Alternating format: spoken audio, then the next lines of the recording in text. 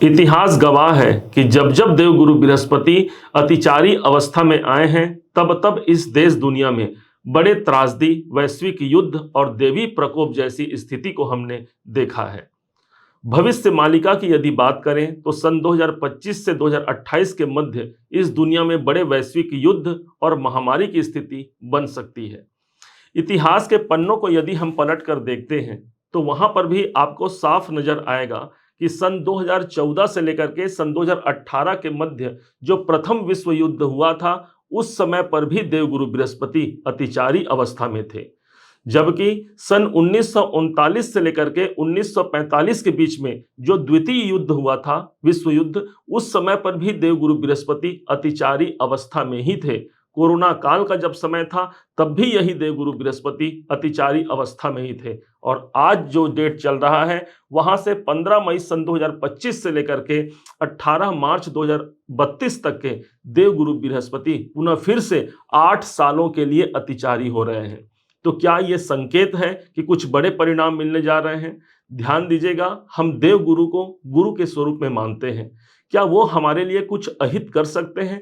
परंतु एक ग्रह के माध्यम से देखें जिसे हम बृहस्पति कहते हैं, अंग्रेजी में जिन्हें जुपिटर कहा जाता है, ये एक ऐसे ग्रह हो गए जहां पर इनके परिणाम, जो इनका जो व्यास होता है लगभग 1,40,000 किलोमीटर का इनका व्यास होता है। यदि उसको देखा जाए पृथ्वी से या पृथ्वी की तुलना की जाए तो पृथ्वी से 11 गुना इनका व्यास बड़ा होता है।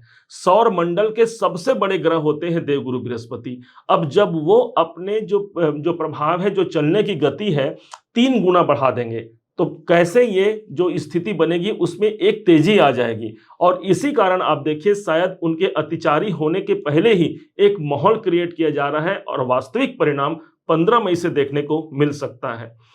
क्या ये देवगुरु बृहस्पति वास्तव में हमारे जीवन को तबाह कर जाएंगे? तो ध्यान दीजिएगा, ये सदैव के लिए देवता ग्रह माने गए हैं। कहा भी गया है कि जब जब होई धर्म के हानि, बाढ़हि असुर अधम अभिमानी, तब तब धरि प्रभु विविध शरीरा, हरहि दया निधि सज्जन पीरा। अर्थात एक मानव जन के कल्याण के लिए भगवान स्वयं अपना कमान, अपना जो हाथ है उसको धारण कर लेते हैं और इसी भगवान के जो पर्याय के रूप में हम देखते हैं जिस ग्रह को, और वही है देवगुरु बृहस्पति। आज आपके राशि के अनुसार इनके क्या परिणाम मिलने जा रहे हैं, क्योंकि ग्रह जब जल्दबाजी में रहेगा तो कुछ परेशानियां या कुछ चूक हमसे हो सकती है। उसी चूक को हमको बदलना है और कैसे, क्या इसके उपाय किए जाएं जिसके माध्यम से इस अतिचारी गुरु के तरफ से जो मिलने जा रहे हैं दुष्परिणाम है उससे बचकर हम सफलता के मुकाम को हासिल करेंगे। हमने इस वीडियो को 3 भागों में विभक्त किया है, जहां पर एक डेट, दूसरा डेट और तीसरा डेट हम आपके सामने अभी रखने वाले हैं। समझिएगा इस समय पर कहां पर हमको चूक हो सकती है, कहां हमको ध्यान रखना है और किस समय पर, किस स्थानों पर हमको शुभ परिणाम भी मिलने हैं, इस बात की जानकारी आपके राशि के अनुसार अभी हम आपको देने जा रहे हैं। क्या इसके उपाय होंगे? एकमात्र उपाय हम आपको बताने जा रहे हैं। उस उपाय को भी बड़ी गंभीरता से समझिएगा, जो इस अतिचारी अवस्था में भी आपके लिए एक सुरक्षा कवच बनके सदैव की भांति आपकी सुरक्षा करते हुए आपको लाभान्वित करा जाएगा। अब आइए चलते हैं आपके अपने मीन राशि के अनुसार कौन से परिणाम मिलने जा रहे हैं इस अतिचारी देवगुरु बृहस्पति के। ठीक 15 मई से लेकर के 18 अक्टूबर सन 2025 तक यही देवगुरु बृहस्पति, जो कि मीन राशि के अपने ही राशि के स्वामी हैं, ये अतिचारी अवस्था पर विद्यमान रहेंगे चतुर्थ भाव पर। चतुर्थ भाव पर हो करके कुछ कार्य ऐसे हैं जहां पर हमको जल्दबाजी से हमको बचना होगा और कुछ कार्य ऐसे हैं जहां पर हमको संपन्नता की प्राप्ति होने जा रही है। पहला डेट हमने निकाला, 3 डेटों में हमने विभक्त किया है इस वीडियो को। सबसे पहले समझिएगा, यदि कोई प्रॉपर्टी को लेकर के कोई डिसीजन लेने जा रहे हैं तो हमको आगामी 5 महीने तक जल्दबाजी में कोई डिसीजन नहीं लेना है। कोई जमीन खरीदना चाह रहे हैं, कोई घर बनाना चाह रहे हैं या कोई गाड़ी खरीदना चाह रहे हैं तो हम उस समय पर कुछ सतर्क रहें और जल्दबाजी में कोई एग्रीमेंट पर सिग्नेचर न करें तो बेहतर होगा, क्योंकि चतुर्थ भाव पर गुरु यहीं पर तो अतिचारी हो रहे हैं। अब इसके अलावा माता जी का ये स्थान है। माता जी के लिए हमको ध्यान रखना होगा कि उनके स्वास्थ्य की नरमा गर्मी पर हम ध्यान रख पाएं, उनके बेहतर स्वास्थ्य की हम यहाँ पर कुछ कार्य उनके लिए कर पाएं तो ये बेहतर होगा। अब इनके पास जो दृष्टि है देवगुरु बृहस्पति के पास, वो इनके दो दृष्टियां हैं जो बेहद प्रभावपूर्ण स्थिति को जन्म देगा।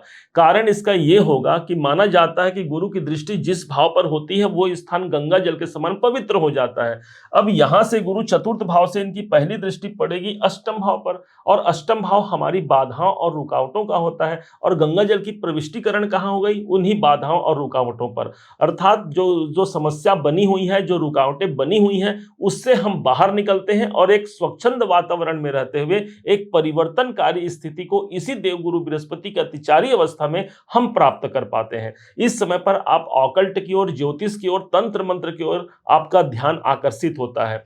यही नहीं, गुरु की एक दृष्टि पड़ेगी 12वें घर पर। अब कोई स्थान परिवर्तन का योग यदि आप लंबे समय से तलाश कर रहे हैं तो ये 5 महीने का समय आपके लिए स्थान परिवर्तन का योग बना सकता है। इस समय पर चिकित्सालय संबंधी कोई व्यय है तो उन व्ययों से हमको छुटकारा मिलता है, वो खर्चे हमारे रुकते हैं। कोई बड़े इन्वेस्टमेंट का आप अवसर तलाश कर रहे हैं तो ये देवगुरु बृहस्पति की दृष्टि 12वें घर पर पड़ना बड़े अवसर आप तक पहुंचा पाता है, जहां पर इन्वेस्टमेंट के माध्यम से आप बड़े लाभ के अवसर को प्राप्त कर पाते हैं।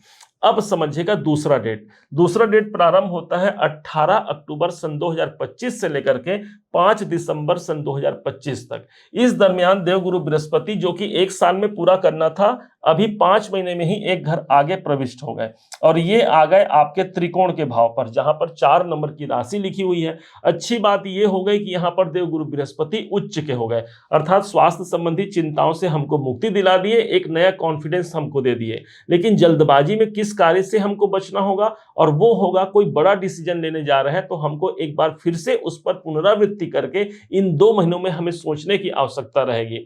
विशेष तौर पर जो संतान के लिए यदि कोई डिसीजन लेने जा रहे हैं तो वहां पर हमको जल्दबाजी नहीं करना है। कोई शेयर मार्केट संबंधी काम करना चाह रहे हैं, वहां पर अपना पैसा डालना चाह रहे हैं तो वहां पर भी जल्दबाजी में कार्य नहीं करना है।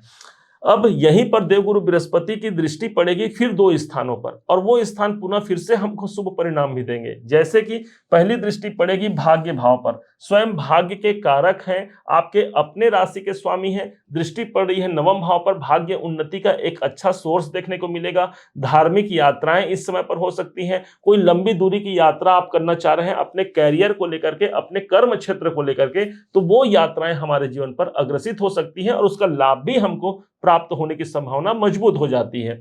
इस समय पर उच्चाधिकारियों का सपोर्ट मिलता है, सीनियर बॉस इस समय पर हमारी सुनते हैं और हमारे अनुकूल कार्य होने की संभावना भी मजबूत होती है।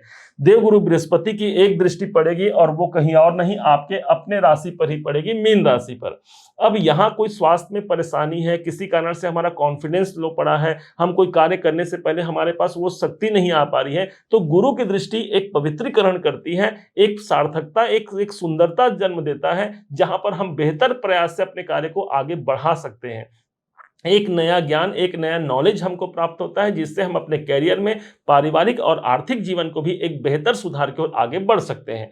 अब इस तीसरे डेट को बड़े ध्यान से समझिएगा। ये जो तीसरा डेट होगा इस समय पर 5 दिसंबर सन 2025 से लेकर के 2 जून 2026 तक देवगुरु बृहस्पति को पुनः फिर से याद आ गया कि अरे भाई, मैंने तो कुछ कार्य अधूरा छोड़ करके आगे आ गया, और पुनः ये वक्री अवस्था में ही एक घर पीछे फिर से चले जाते हैं। अर्थात जहां से इन्होंने यात्रा की शुरुआत की थी वही सी स्थान पर चले गए। अब ये एक अच्छा पॉजिटिव सिचुएशन इसलिए भी हो जाता है कि एक बार देवगुरु बृहस्पति चतुर्थ भाव पर काम कर चुके हैं, अब पुनः फिर से वो स्थान पर जा रहे हैं, अर्थात उनके लिए वो स्थान जाना पहचाना है, एक सुंदरता से युक्त है।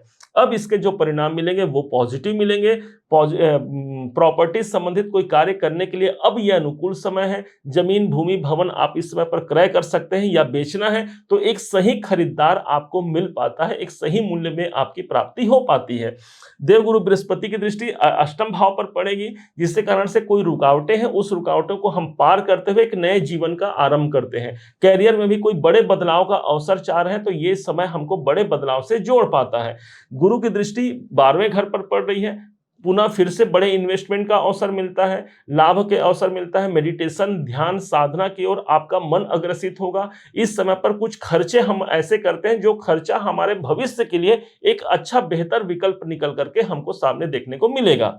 अब प्रश्न उठता है कि कैसे इस देवगुरु बृहस्पति के इस अतिचारी अवस्था में, अभी तो हमने सिर्फ 1 साल का प्रेडिक्शन दिया है, जैसे जैसे समय आगे बढ़ते जाएगा यही प्रेडिक्शन हम बारंबार आपके समक्ष लेकर के उपस्थित होते रहेंगे।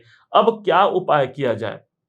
कहा गया है कलयुग केवल नाम आधारा, सुमर सुमर नर उतरहि पारा।